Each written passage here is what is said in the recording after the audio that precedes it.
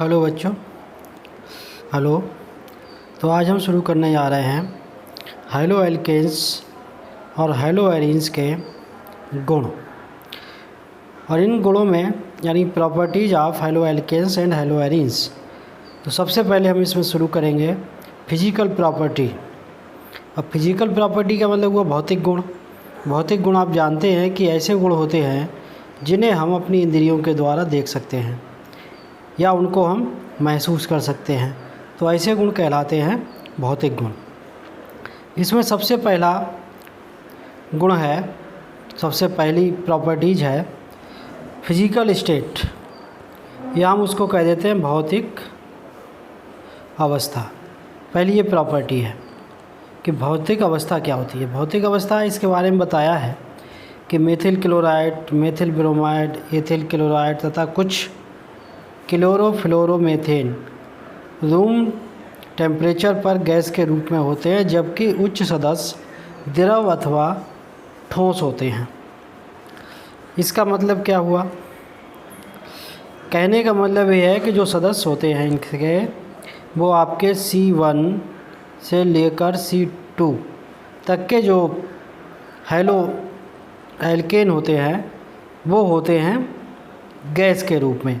यानी कि ये मेथिल हो सकता है, मेथिल क्लोराइड हो सकता है, एथिल क्लोराइड हो सकता है, या क्लोरोफ्लोरोमेथेन हो सकते हैं, या कुछ भी, मतलब केवल 2 कार्बन वाले जितने भी सदस्य हैं वो सब होंगे गैस की अवस्था में। अब अगर हम इससे ऊपर की बात करें कि गैस कौन से, तो हम मान लेते हैं C3 से लेके लगभग C5 तक के जो सदस्य होंगे वो होंगे गैस के रूप में, सॉरी गैस नहीं, वो होंगे आपके द्रव के फॉर्म में,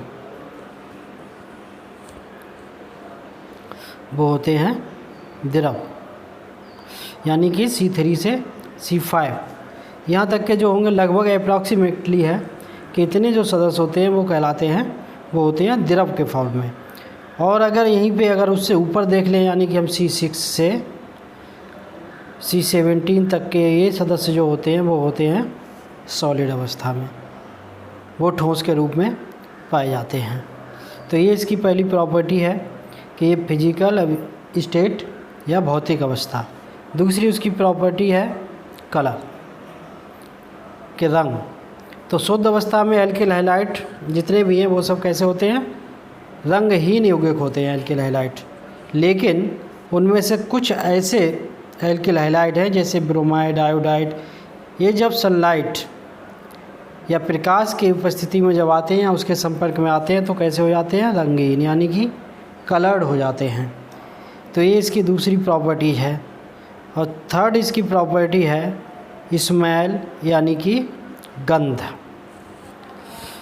तो अनेक बाशील हाइड्रोजन युक्त यौगिक सुगंधमय होते हैं, यानी कि इनमें सुगंध होती है। अधिकांश जितने भी हाइड्रोजन कंपाउंड होते हैं वो सब कैसे होंगे? सुगंध वाले होंगे, उनमें सुगंध होती है। नेक्स्ट प्रॉपर्टी है अणुभार। ये तो इसके बारे में क्या बताया है कि एल्किल हैलाइडों का अणुभार संगत एल्केनों की तुलना में प्रायः कम होता है। यानी कि जो एल्केन सामान्यतः जो जनरल एल्केन होते हैं जो हमने पढ़े हैं CnH2n+2, इसके जो अणुभार वाले एल्केन होते हैं उनके कंपैरिजन में जो एल्किल हैलाइड हैं वो कैसे होते हैं? कम होते हैं, उनकी तुलना में कम होते हैं। यानी कि CnH2n-1x ये जो है उसकी तुलना में कैसे होते हैं? कम होते हैं। नेक्स्ट प्रॉपर्टी है ज्वलनशीलता, इनफ्लेमेबिलिटी।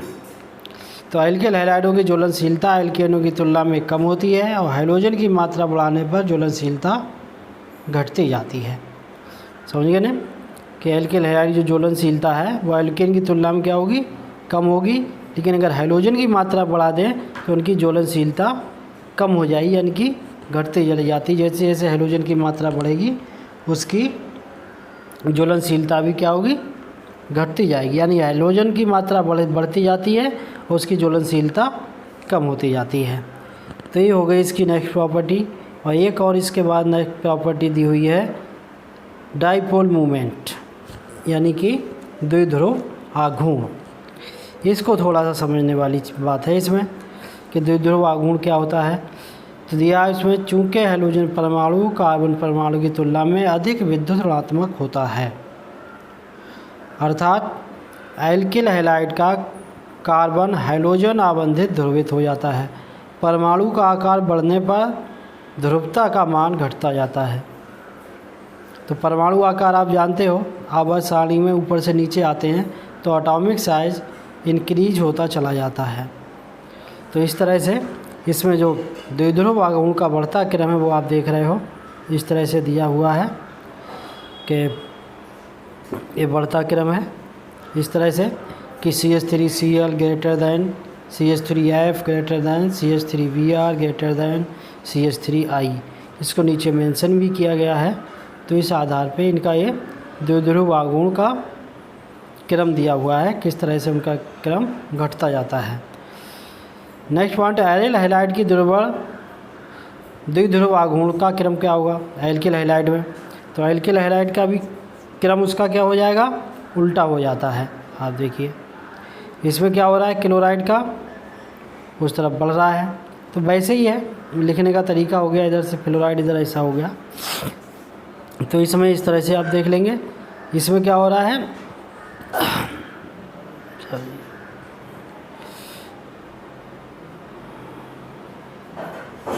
तो इसमें इस तरह से द्विध्रुव एल्किल हैलाइड में इस तरह से द्विध्रुव आघूर्ण का मान फ्लोराइड लेस देन क्लोराइड, यानी कि बढ़ता हुआ क्रम इसमें दिया हुआ है कि फ्लोराइड इस तरफ से इधर बढ़ता जा रहा है। तो द्विध्रुव आघूर्ण का मान इस तरह से इसमें बढ़ता है। इसमें नेक्स्ट प्रॉपर्टी है गलनांक तथा क्वथनांक, यानी melting point and boiling point. तो इसमें आपको ये पता है, ये आपको पहले भी बता दिया था कि जो CX बॉन्ड होता है, ये वाला बॉन्ड होता है, इसमें क्या होता है, इसमें पार्शियल नेगेटिव होता है, इसमें पार्शियल पॉजिटिव आ जाता है, इस तरह से, है ना। तो ये CX बॉन्ड की प्रकृति है। और ऐसा होता क्यों है, ऐसा इसलिए हो जाता है क्योंकि जो हाइड्रोजन होता है उसकी विद्युत ऋणात्मकता कार्बन से अधिक होती है, इसलिए इसमें एक पोलरिटी का गुण पाया जाता है, जिसे हम बोलते हैं ध्रुवणता कह सकते हैं उसमें, यानी कि ध्रुवित गुण पाया जाता है, एक दूसरे की तरफ ध्रुवित हो जाते हैं। ये जो यहाँ पर दिखाया है ये एक दूसरे की तरफ आकर्षित होते हैं, क्योंकि प्लस और माइनस तो एक दूसरी तरफ क्या होंगे, पोलराइज्ड हो जाएंगे, जिस प्रॉपर्टी को कहा जाता है ध्रुवणता का गुण। तो इसमें क्या बताया, इसमें कहा है उच्च ध्रुवता एवं जनक हाइड्रोकार्बन की तुलना में अधिक अणुभार होने के कारण हाइड्रोजन व्युत्पन्नों में प्रबल अंतराणविक आकर्षण बल, यानी कि द्विध्रुव तथा वान डेर वाल्स होते हैं। तो यहाँ पर आप ये देख रहे हो, इसमें और इसमें, इन दोनों में सेम बॉन्डिंग हो रही है, इसमें और इसमें, लेकिन इसके जो बीच में हो रहा है ये वाला बॉन्ड, यानी X और कार्बन, इन दोनों के बीच में वाला जो बॉन्ड बन रहा है ये कहलाता है वीक बॉन्ड, कमज़ोर बंध है। तो इसके लिए हम द्विध्रुव बॉन्ड भी कह सकते हैं या फिर वान डेर वाल्स फोर्स भी कह सकते हैं। तो ये इसके बारे में कहा जाता है। यही कारण है कि एल्किल क्लोराइड, एल्किल ब्रोमाइड और एल्किल आयोडाइड के क्वथनांक समतुल्य द्रव्यमान वाले हाइड्रोकार्बन के क्वथनांकों की अपेक्षा अधिक होते हैं। अणुओं का आकार बड़ा होने पर तथा अत्यधिक संख्या में इलेक्ट्रॉन उपस्थित होने पर आकर्षण बल और प्रबल हो जाता है, यानी जैसे जैसे उसका एटॉमिक साइज बढ़ेगा और उसमें एटॉमिक साइज बढ़ने के साथ साथ इलेक्ट्रॉनों की संख्या बढ़ेगी और उसमें आकर्षण बल भी बढ़ता जाएगा। और इसके आधार पर उसमें क्या है, एल्किल हैलाइडों के क्वथनांकों के घटने का क्रम निम्न प्रकार हो जाता है। क्वथनांकों का मतलब जितना बड़ा साइज होगा उतना ही जल्दी वो बॉयल हो जाएगा।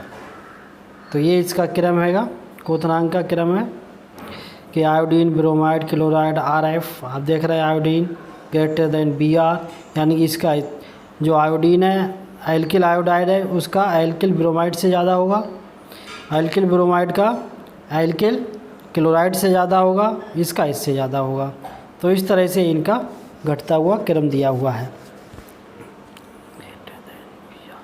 इसका इससे, इसका इससे, ऐसे करके हो जाएगा।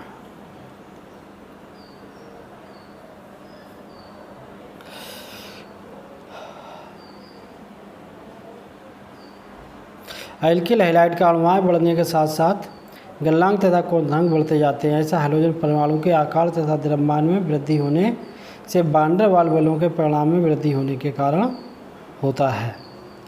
तो इसमें ये भी क्रम दिया है एल्किल हैलाइड का क्वथनांक का बढ़ता क्रम।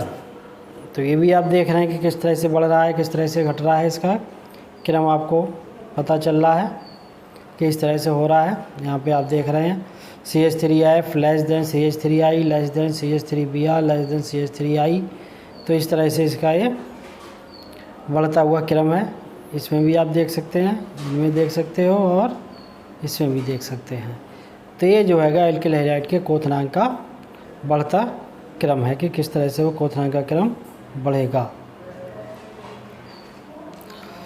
नेक्स्ट देखते हैं कुछ इसमें देखिए नोटिंग की गई है, कुछ नोट हैं इसमें।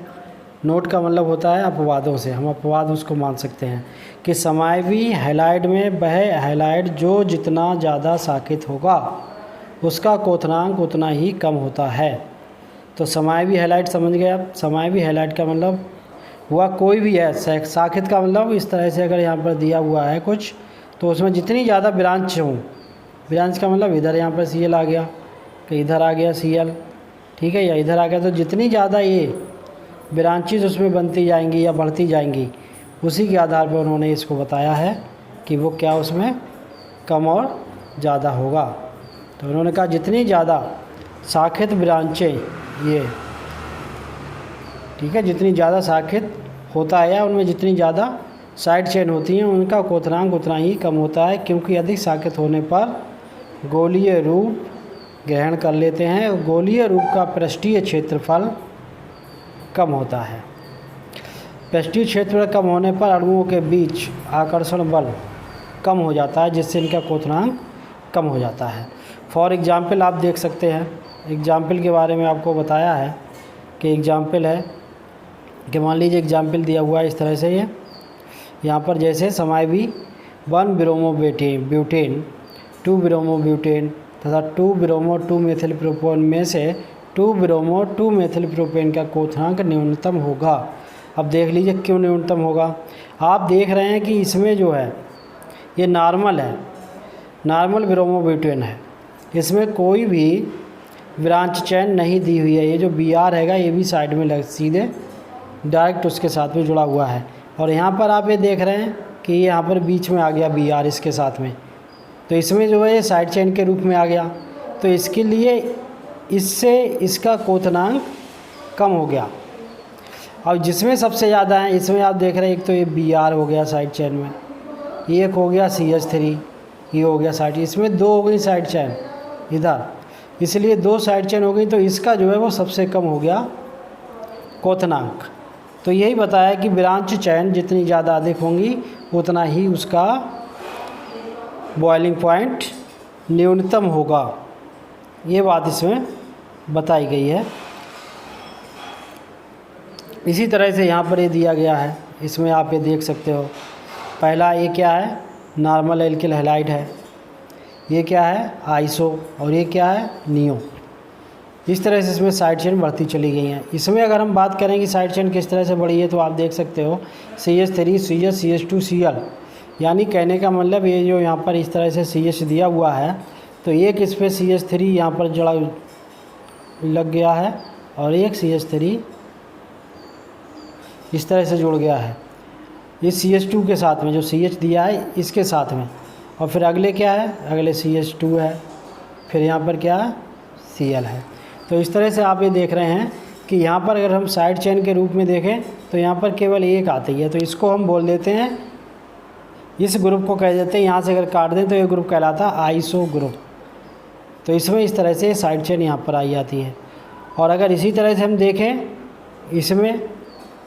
इसमें क्या है, ये जो C दिया हुआ है यहाँ पर, इधर ये C दिया है, इधर यहाँ पर इससे Cl जुड़ गया है, ये किधर कार्बन जुड़ गया, ये किधर जुड़ गया और एक इधर जुड़ गया। तो अगर हम इसमें देखें कितनी साइड चेन है, तो एक तो यहाँ पर ये साइड चेन मिल जाएगी, एक यहाँ पर ये साइड चेन मिल गई, ठीक है। और अगर इसको हम जोड़ना चाहें तो इसको भी कह सकते हो कि ये अलग मिल गया, लेकिन ये सब में कॉमन है, वो तो रहना ही है। तो इसमें ये 2 तो साइड चेन हो गई, तो इसलिए इसका जो क्वथनांक है वो सबसे कम होगा, नियो का। तो ये हो गया नियो। नेक्स्ट इसमें लाइन जो लिखी हुई है कि हैलोजन परमाणुओं की संख्या बढ़ने से एल्किल हैलाइडों के गलनांक तथा क्वथनांक बढ़ जाते हैं। यानी हैलोजन परमाणुओं की संख्या, इसमें आप देख रहे हैं इसमें एक Br है, इसमें ये 2 हो गए Br, इसमें क्या हो गए ये, इसमें 3 Br हैं। तो इस तरह से इसमें 1, इसमें 2, इसमें 3 Br हो गए। तो हैलोजन परमाणुओं की संख्या बढ़ती जा रही है। तो इसमें लिखा है हैलोजन परमाणुओं की संख्या बढ़ने के साथ साथ गलनांक और क्वथनांक बढ़ते जाते हैं, यानी कि उनके ये हो गया इधर के लिए बढ़ता हुआ क्रम, इस तरह से बढ़ते चले जाएंगे।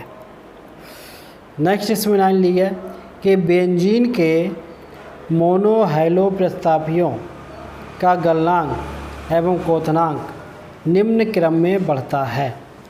तो इसमें उसी के आधार पे बढ़ रहा है जो आप देख रहे हैं फ्लोरो, क्लोरो, ब्रोमो, आइडो।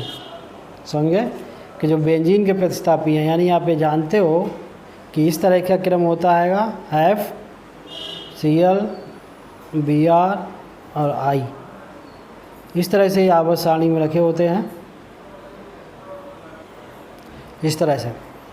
तो इनके क्रम के आधार पर ही बढ़ता है कि प्रस्तावियों का गलनांक एवं क्वथनांक निम्न क्रम के अनुसार बढ़ता जाता है। तो fluoro less than chloro, chloro less than bromo और ब्रोमो लेस देन आइडो। तो आप यानी कि इधर की तरफ बढ़ता जा रहा है, यानी फ्लोरो लेस देन क्लोरो का मतलब हुआ इसका इससे कम है, फिर इसका इसके कम है। तो इस तरह से इसमें ये बढ़ रहा है।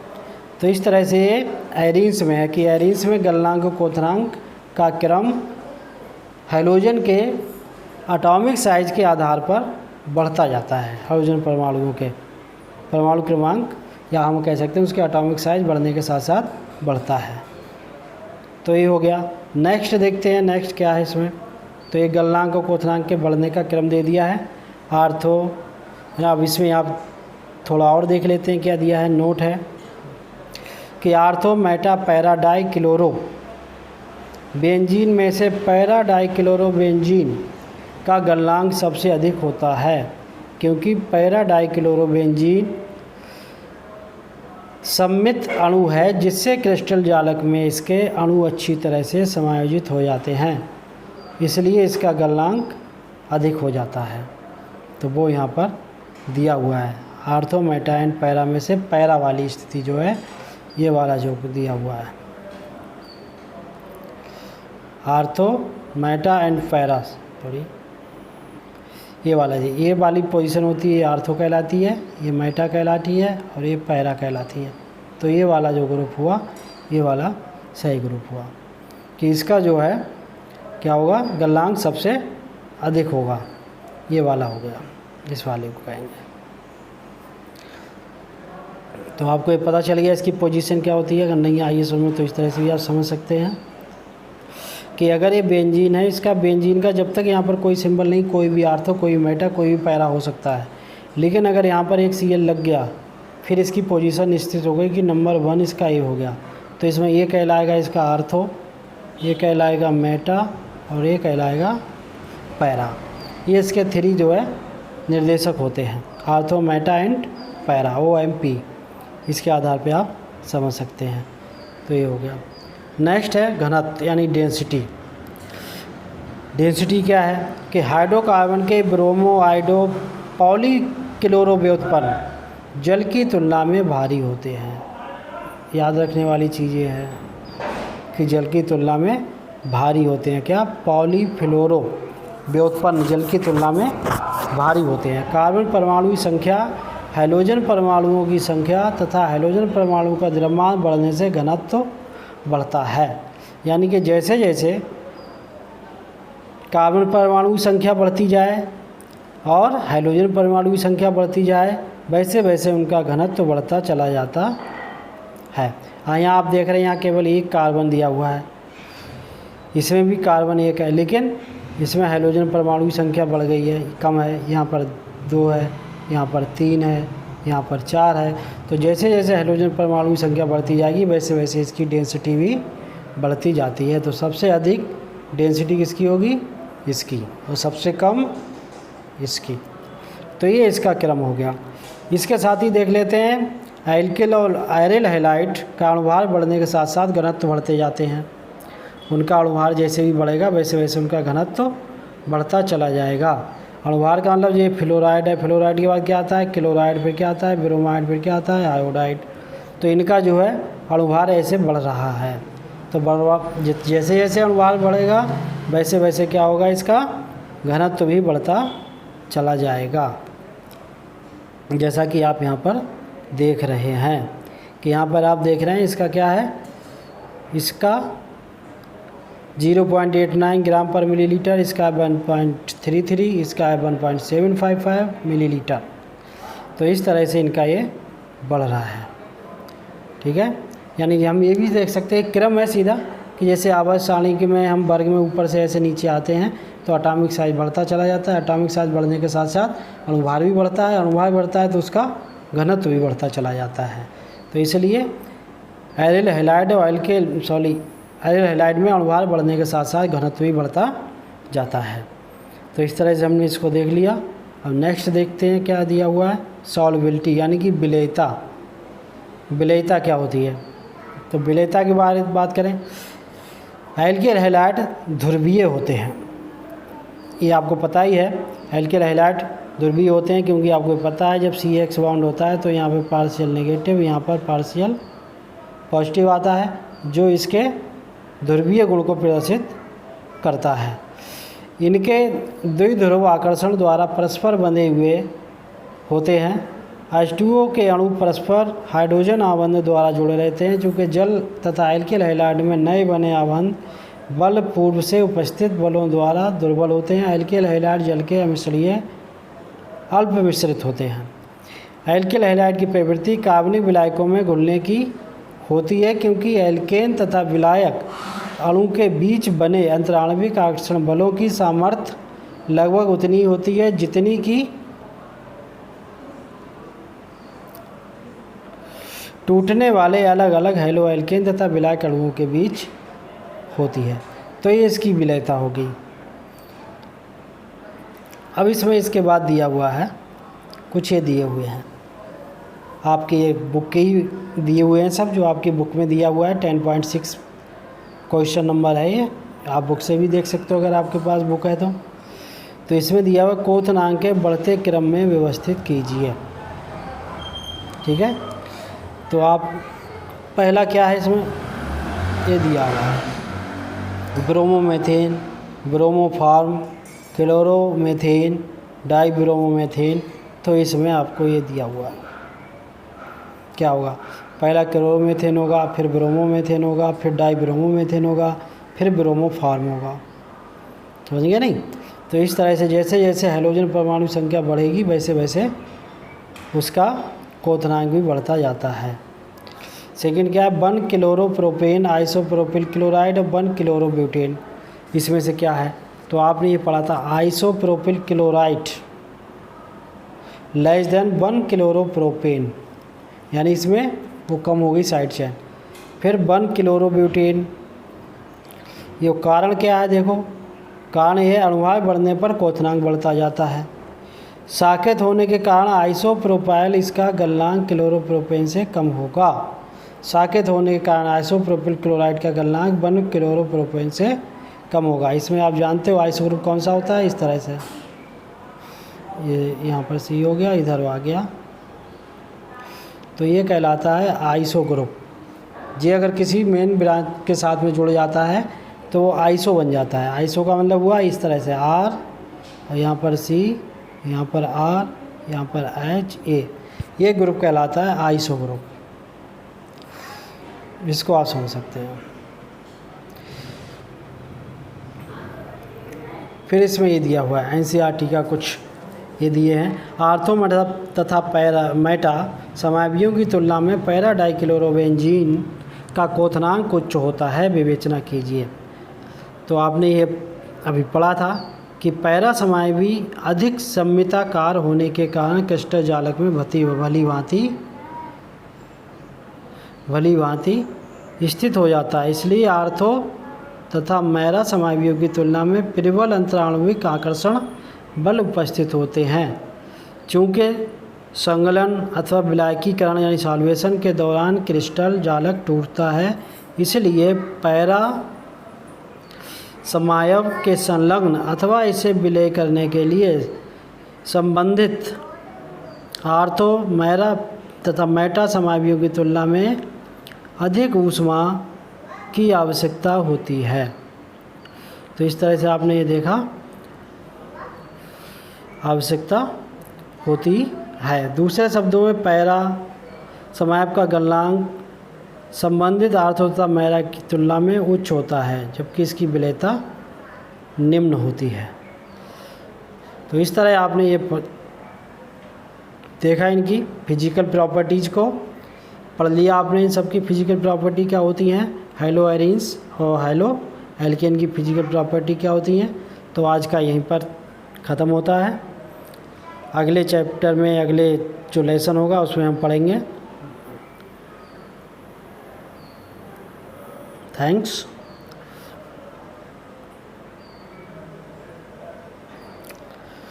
अगला जो हमारा चैप्टर होगा उसमें हम पढ़ेंगे फिजिकल, तो हमने पढ़ लिया केमिकल प्रॉपर्टीज। अगला जो होगा लेसन उसमें हम पढ़ेंगे केमिकल प्रॉपर्टीज।